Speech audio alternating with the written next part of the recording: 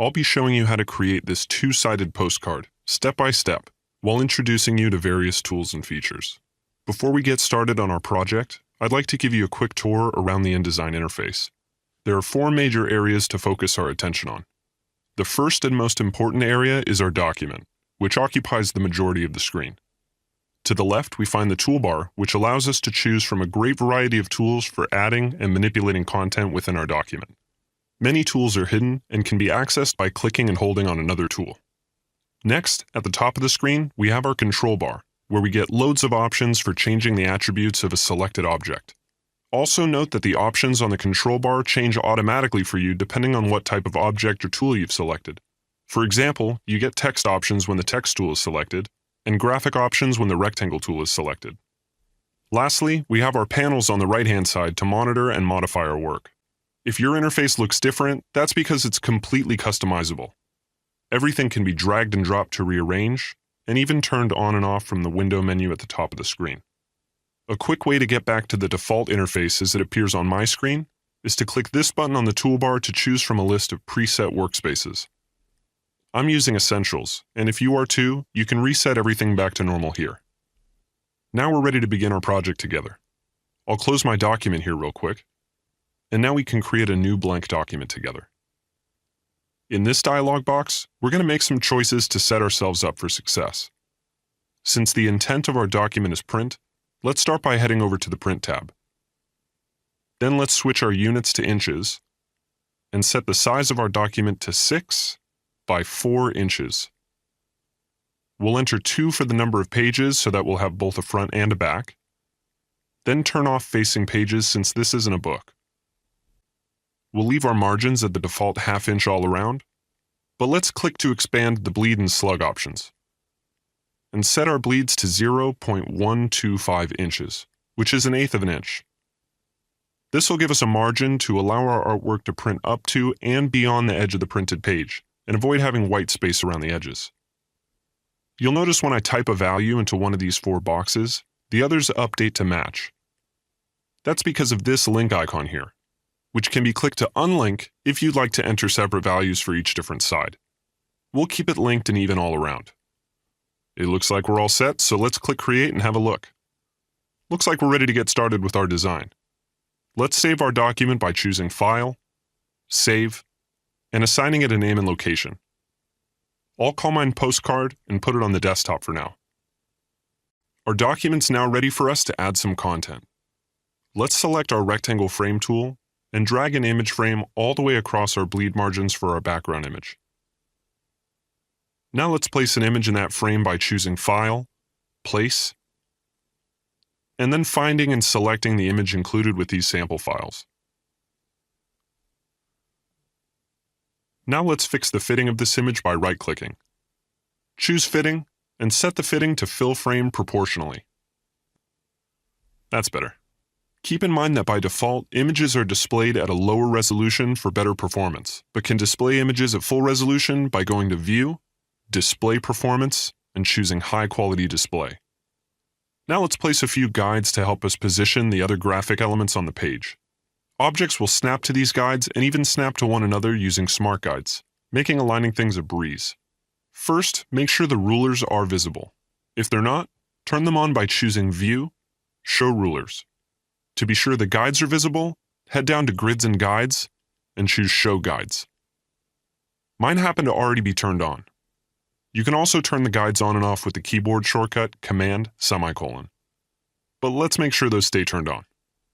Now we can create our vertical guide by clicking and dragging from the ruler on the left-hand side to the center of the page. When you're dead center, it'll snap in place. Let's do the same for the ruler at the top to create a horizontal guide through the center.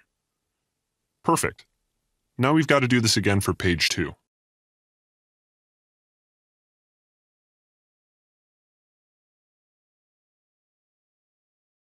That looks good, so we'll scroll back up to page 1 to keep working on the front.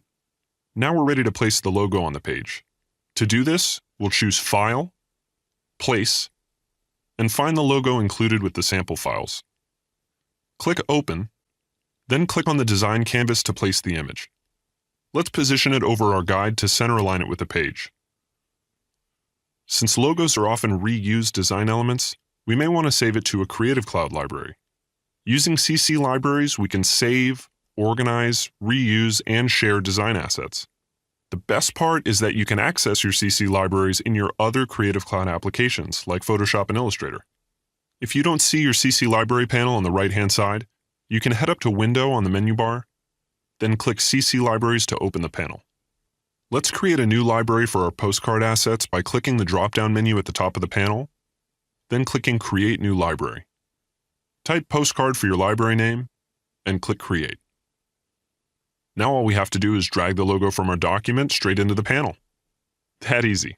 And now we can reuse it all over the place. We can also import more images into our CC libraries directly from the massive selection on Adobe Stock. Just type something into the search bar to get instant results. From here, you can add previews or even fully licensed high-res images directly to your CC libraries, which again means they'll show up in all of your Creative Cloud apps. Now we can add a nice big text frame and enter the event name, Design Talks. Don't worry too much about getting the size and the position completely perfect. It's not too late to fix it. Now let's format the text by getting it highlighted and making some changes on the control bar at the top of the screen. Let's start with font. On the drop-down menu, we see all of our system fonts, along with any Typekit fonts we've added. Typekit is a vast library of additional fonts that are included with your Creative Cloud membership. You can access the library of Typekit fonts here at the top of the font menu. For our font, we'll use Impact Regular at a size of 36 points and all caps. Let's also adjust the space between a couple of individual characters. This is called kerning.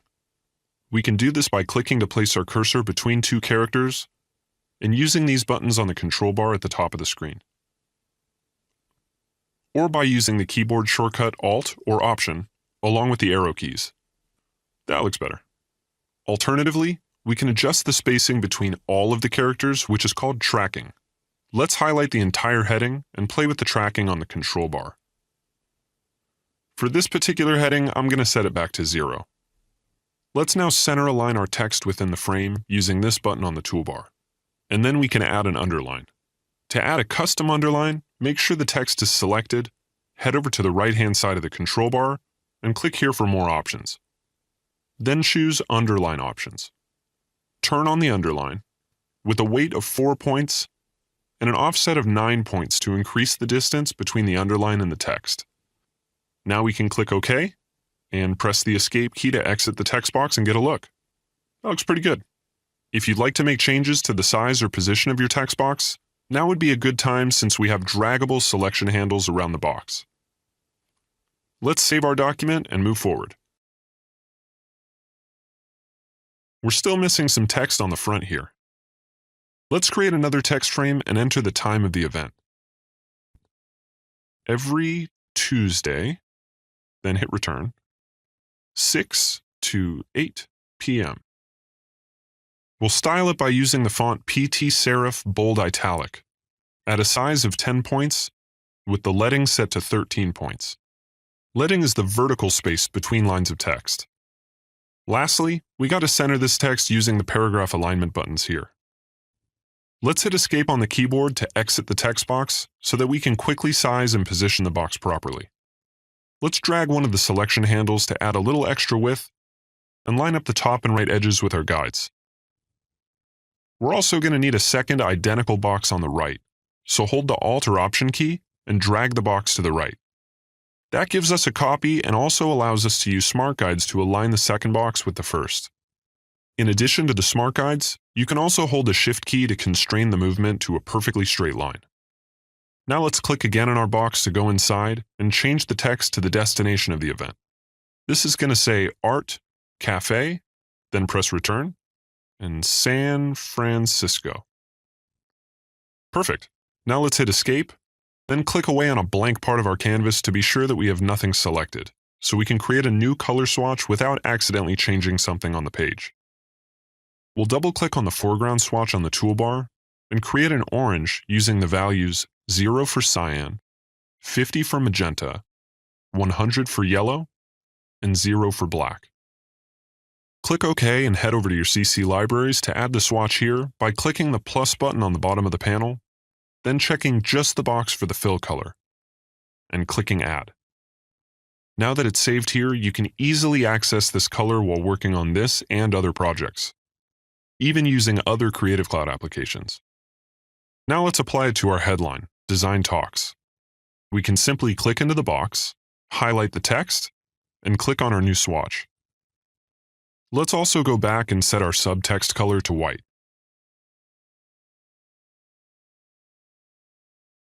This white text is actually a character style we plan on reusing. So with it highlighted, now's our chance to quickly save the style to our CC libraries so that we can reuse it on the back of the postcard. I'll add it as a character style rather than a paragraph style so that it can later be applied to only a selected portion of a paragraph. Now let's head to the toolbar and grab the rectangle tool and draw a small square. To draw a perfect square, hold the Shift key as you drag. If it appears with an unwanted border around it, called a stroke, we can remove it here on the control bar. If it's not already orange, fill it with the orange swatch saved to your CC libraries. Let's switch to the selection tool at the top of the toolbar so we can play with our new shape. With the square selected, let's rotate it 45 degrees by moving our cursor just outside one of the selection handles and dragging when you see the rotate cursor appear. Hold Shift to snap it to 45-degree increments. Now, place it between your two text boxes. Great, we're ready to move on to the backside. Now that we have the front of our postcard completed, let's move on to the back. On our second page, select the line tool on the toolbar and make sure the thickness is set to 1 point in the control bar at the top of the screen. Then hold Shift and drag a straight horizontal line. Now let's be sure to switch back to the selection tool. Since this is a tool we switch back to quite frequently, it's definitely worth noting that the keyboard shortcut is simply to tap the letter V on the keyboard. That's V as in Victor. Now we can duplicate the line a few times by holding Alt or Option and dragging. Let's also hold Shift to drag perfectly straight down. Let's do that a few more times and use the Smart Guides to get 4 evenly spaced lines. Note the small double-headed arrows that show us when we've achieved even spacing. It's also not too late to easily increase or decrease the spacing of this group of lines. Click and drag around the lines to select them, then grab the bottom selection handle and drag up or down. Now we'll make one extra line copy and rotate it 90 degrees, then move it to the center of the page. Let's also stretch the height of it from the top margin all the way down to the bottom margin. We have some text to add to this side, so we need to create a new text frame and drop in some body copy. Go to File, Place, and select the text document provided. Now let's select all the text and style it. We'll use PT Sans Bold for our font at a size of 10 points. For leading, 15 points. And for the spacing between all characters, called tracking, we'll choose 5 points. Now hit Escape to exit the text box, and click our orange swatch from earlier to fill the box. Now we need to adjust the spacing between our text and the edge of the box. Right-click or secondary click on the text box, and choose Text Frame Options. In this panel, we want our inset spacing to be different on the top than it is from the sides. Since we're entering different values in these boxes, we've got to unlink the boxes by clicking here. Now we can type 0.625 for the top and 0.25 for the rest. Then click OK. Let's also drag the top of the box all the way up to our bleed margin. We've got more text formatting to do, so head back inside the box by clicking twice and highlight the name of the lecture, Finding Creativity in an Urban Space. With this text highlighted, click our text style from earlier on the CC Libraries panel. We have just a couple more graphics to place, so we'll go back to File, Place, and select both the icon file and stamp file by holding the Command key on a Mac or Control on a PC. Click Open and your cursor will be loaded up with both images. Click once to place the first image, and again to place the second. Let's center align the social media icons with the text box against the bottom margin, and put the stamp in the top right corner, snap to our margins. Lastly, we'll create a triangle using the polygon tool in the toolbar. Click on the page, and choose 3 for the number of sides. Then we'll fix the style like we did with our square, setting the fill to orange, and removing the stroke. Now press V on the keyboard to switch back to our selection tool, and we can size and position our triangle.